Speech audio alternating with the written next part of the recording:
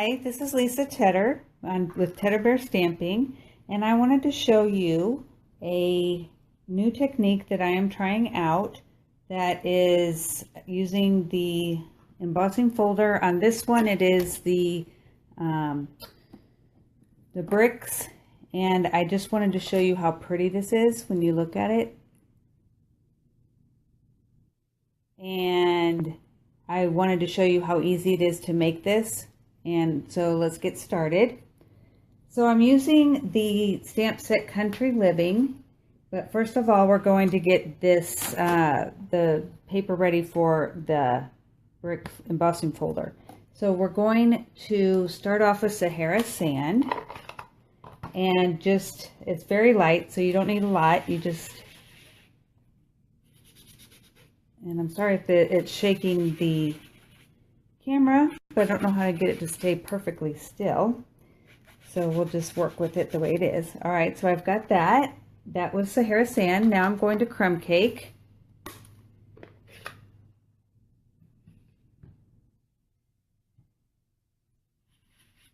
And you just kind of want to spread it around. Leave empty spots. So that's crumb cake. Now I'm going to come in with soft suede, and you always want to start with the lightest color to the darkest, just because once you put the dark on, it's a little too late to put the light on.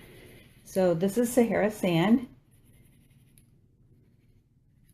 And I'm just leaving a couple blank spaces for my final color, which is the Cajun Craze.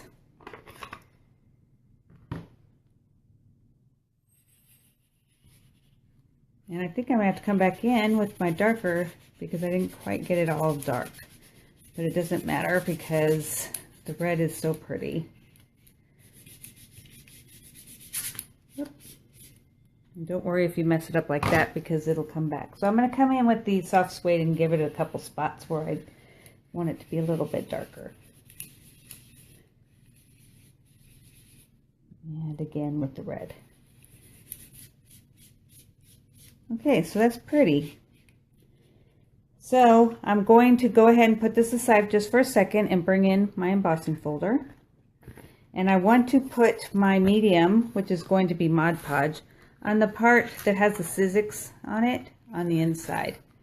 So let's pour just a teeny tiny bit. If you do too much, it's going to go off into your big shot. So it's not a rocket science or anything here. We just go with what we've got. And I just cut up a piece of chipboard from one of our papers and use that as my knife to spread it. So you really want to start off a little bit, and then you can add a little bit more. This does not ruin it as long as you take it off or put it in water right afterwards. You want to keep it in towards the middle because it is going to ooze out a little bit on the sides.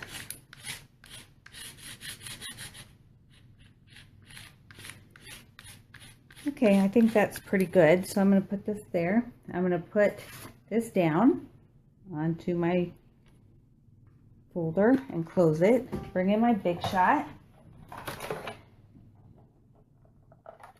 and make my sandwich. And put it through.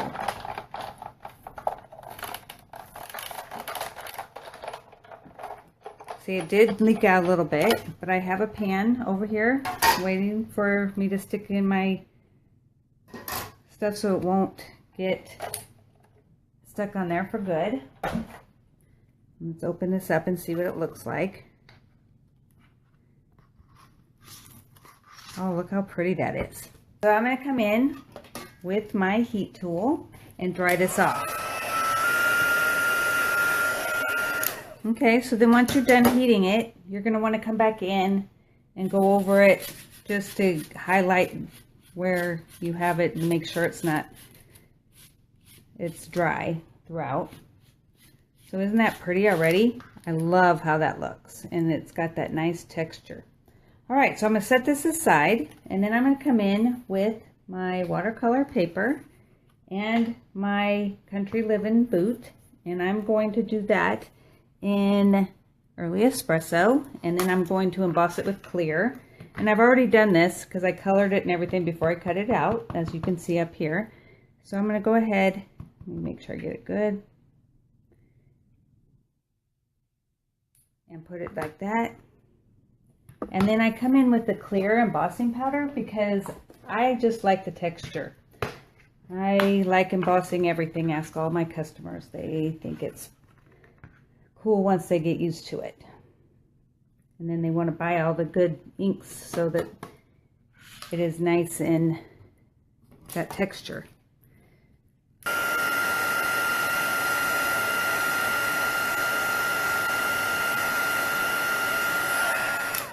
All right, so then what I like to do, and it's watercolor paper, so that makes it nice, is that I like to make my paper wet first so that it keeps it nice, so the water doesn't like pool in one place, it kind of spreads. And then I'm going to go ahead and come in with the crumb cake, and I usually use the lid for this, but I'm going to see how it works without.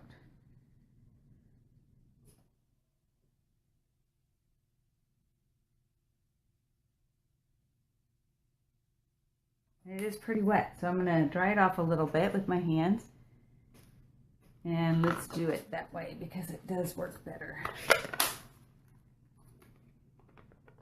So you make a pool by pushing them together, and then you have a spot to be able to pick it up from.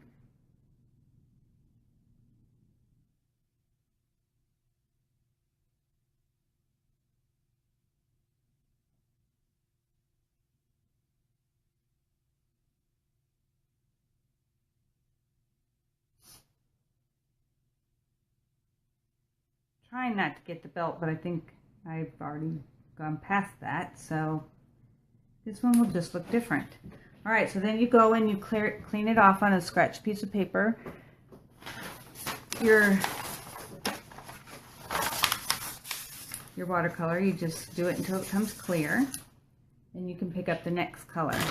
And I'm going to use the soft suede to go in where it's all dark, where the artist has all those nice folds, and that's how you know where to put the darker. And it still is pretty wet, but I think it'll be okay because it's going to dry.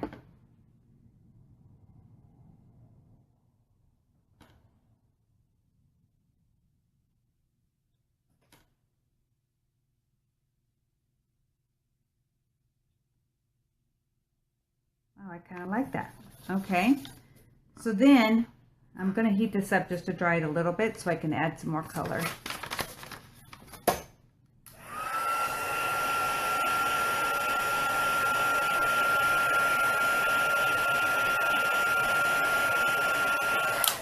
All right, I'm going to come in with my black marker just to do the boot and the buckle here. Do the bottom.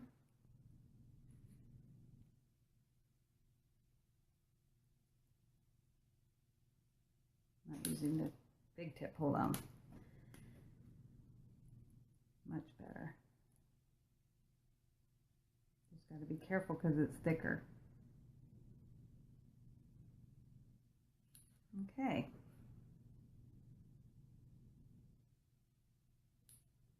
Then I'm going to come in with my Marina Mist. Now this is looking turquoise because I didn't keep it clean, but it'll just be a different look. That adds. Okay, so you make sure that your brush is clean, and then you're going to come in with the soft sky to do the top. Whoops.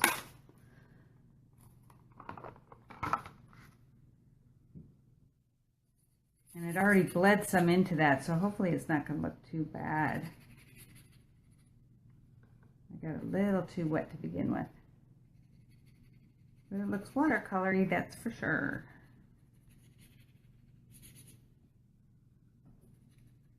Is that a word, watercolory?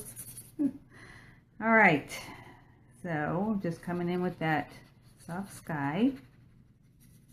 And then I need some of the, I'll just use the soft suede and come in underneath to give it that dirty look. These on grass. All right, so that turned out pretty good, don't you think? So I'm going to head and cut this out using the die with that has the stitches, the stitched framelits. All right, so I'm going to put it like this, and then let's bring in the big shot again.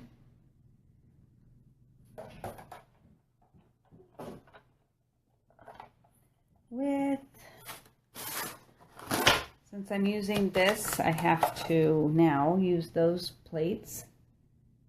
All right, so I have brand spanking new plates here. So let's put this on there.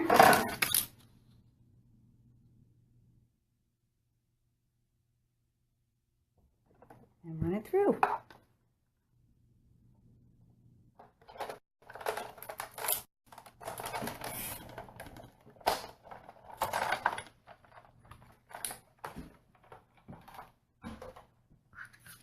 All right, so there's my boots.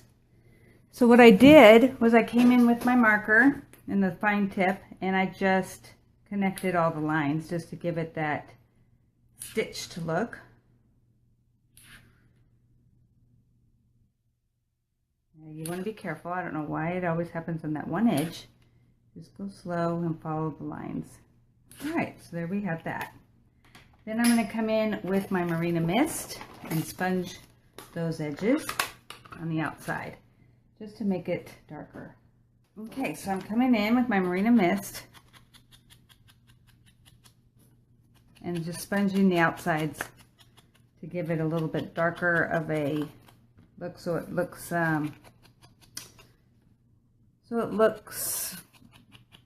like it's bordered. Sorry, not used to doing this live.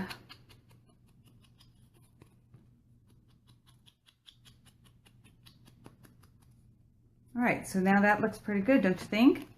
Then I'm going to come in with my early espresso and just do a teeny bit on the outside, just not to take away the blue, but just to give it a darker edge.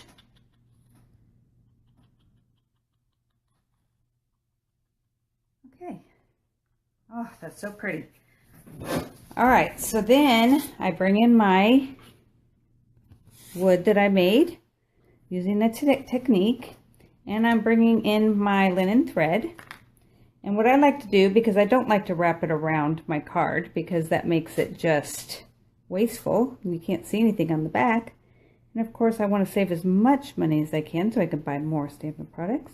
I just stretch it out in half so I know exactly where to go, and then I just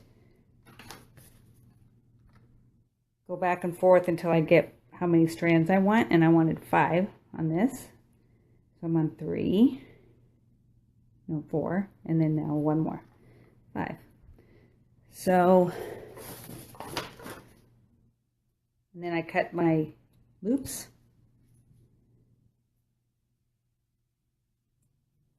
and then what I did was I tied a knot.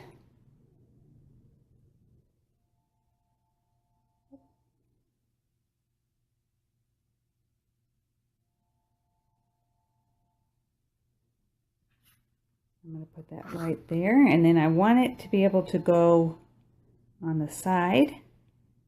You might have to manipulate it a little bit.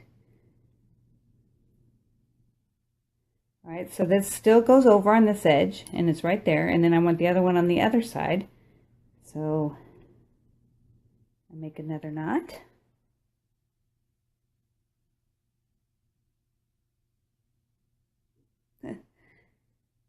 Alrighty, come on. Did I get it all? No.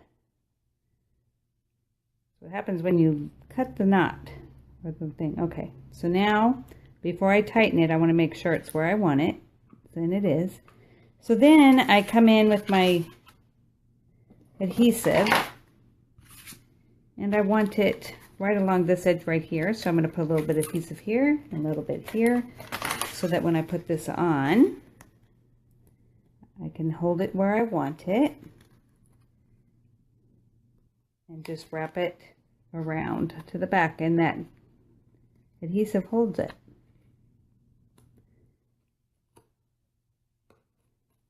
There, now I got it where I want it. So then I come back in and I put adhesive over it to hold it in place.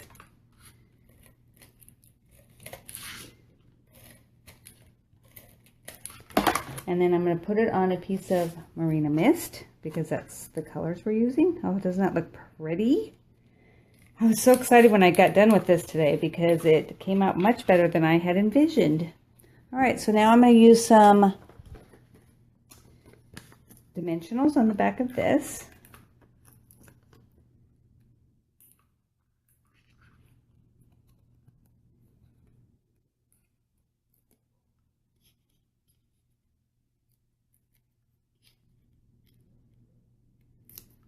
I see someone's on here. Who is it? If you have any questions, just go ahead and ask. All right, so I'm going to go ahead and put that right in the middle. I have my two my knots here, and then I can make these spread out. Oops, this one did not quite go under right. There we go. You can spread it out if you want, like I have it on this one, where I have the edges spread out, which I like. This one's not as red as the other one, so each one's going to be a little bit different, but boy, do those boots pop, don't they? All right, so then I'm going to use the soft suede as the base. And let's see, bring in my bone folder, which has my name on it. Thank you, Tamara. And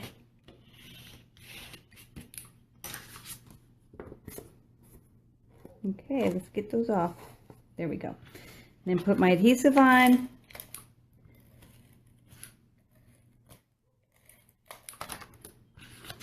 Make sure it's opening the right way, because I've done that before. Done with my whole card. Find out I put it on upside down. All right, so there it is. I hope you like it. I do have the inside done on the other one. It's just the same, except for I put the saying in. And I just really love this technique. I do have another one that I will have posted on my blog on tedderbearstamping.com, and there you can see it hopefully. And if you go there, I have other projects that I have done using that or this technique. So I hope to see you again, and make sure you subscribe to my blog so you'll know when I post again. Thanks.